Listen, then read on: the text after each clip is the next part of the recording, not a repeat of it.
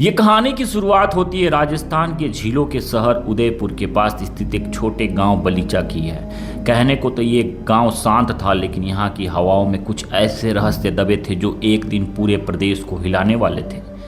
नमस्कार, आदाब, आप सभी का स्वागत है आज की इस सच्ची घटना में, द विशाल स्टोरी में। बलीचा गांव में बलराज नाम का एक व्यक्ति रहता था। वह स्थानीय पुलिस स्टेशन में हेड कांस्टेबल के पद पर तैनात था। बलराज का स्वभाव एक रक्षक जैसे कम और भक्षक के रूप में ज़्यादा था। लोगों की मजबूरियों का वो फ़ायदा उठाना और अनैतिक रूप से धन कमाना उसे बहुत पसंद था। गांव के लोग उसे भ्रष्टाचार से त्रस्त थे, लेकिन वर्दी के डर उन्हें चुप रहने पर मजबूर कर देता था। बलराज की पत्नी का निधन कुछ साल पहले हो चुका था, जिससे वो और भी अधिक कठोर हो गया था। उसके परिवार में उसकी दो बेटियां थीं, शिवानी और पूनम। शिवानी बड़ी थी, जिसने स्नातक की पढ़ाई पूरी कर ली थी और अब वो घर की पूरी जिम्मेदारियां संभालती थी। पूनम अभी 12वीं कक्षा की छात्रा थी, जो कि स्वभाव से बहुत ही शांत और मेहनती थी। बलराज इतना लालची था कि अपनी बेटियों की ज़रूरतों के लिए पैसे खर्च करने में भी आनाकानी करता था। वह सब अब अपना बैंक बैलेंस बढ़ाने में लगा रहता था। तारीख थी 2 जनवरी 2026। सुबह के समय बलराज थाने में तैनात था। तभी गांव की एक विधवा महिला किरण देवी उसके पास आई। किरण के पति ने गांव के दबंग जमींदार दिलबाग सिंह से 5 साल पहले कुछ कर्ज लिया था, जिसे वो चुका नहीं पाई थी। दिलबाग ने उसके घर पर अपना अधिकार जमा लिया था, जिसके कारण किरण न्याय की गुहार लगाने आई थी। लेकिन बलराज की नज़रें उसकी मजबूरी पे नहीं बल्कि उसके रूप पर थी। बलराज ने किरण से कहा, दिलबाग मेरा दोस्त है, मैं तुम्हारा घर वापस दिला सकता हूँ, लेकिन इसके बदले तुम्हें मेरी एक अनुसूचित शर्त माननी होगी। अपने बच्चों के सिर से छत छीन जाने के डर से किरण इस अनैतिक समझौता के लिए मजबूर हो गई। बलराज ने अपने दोस्त दिलबाग को भी इस खेल में शामिल कर लिया। दोनों ने मिलकर किरण का घर तो लौटा दिया, लेकिन उसके बदले उन्हें उसके आत्मसम्मान के साथ खिलवाड़ करना शुरू कर दिया। वे अक्सर रात के अंधेरों में किरण के घर जाते और उसके साथ अभद्र व्यवहार करते और गांव में इसकी चर्चाएं होने लगी थी।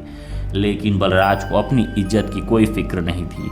घर के माहौल और पिता के व्यवहार से शिवांगी तंग आ चुकी थी। वो बाहर निकलना चाहती थी। 10 जनवरी 2026 को उसने अपने पिता से कहा कि वो स्वस्थ रहने के लिए जिम जाना चाहती है। बलराज ने पैसे बचाने के चक्कर में उसे अपने दोस्त दिलबाग के बेटे चेतन के जिम में भेज दिया, जो गांव से कुछ दूर स्थित था। चेतन भी अपने पिता दिलबाग की तरह ही चंचल स्वभाव का था। जब उसने शिवांगी को अपने जिम में देखा तो वह उसकी ओर आकर्षित हो गया।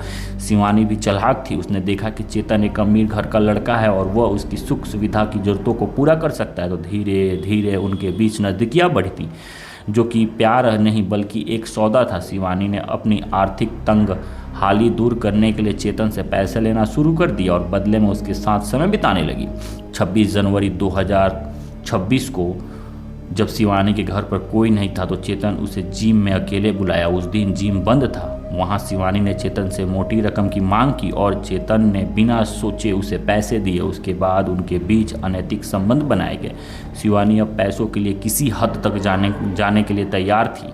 चेतन ने अपने एक दोस्त विकास को भी इसी के बारे में बताया। जल्द ही शिवानी अपनी आर्थिक लालसा की पूर्ति के लिए चेतन के दोस्तों के साथ भी इसी तरीके से समझौता में शामिल होने लगी। वह नहीं जानती थी कि वह जिस दलदल में उतर रही है वो उसकी छोटी बहन पूनम को भी निकल जाएगा।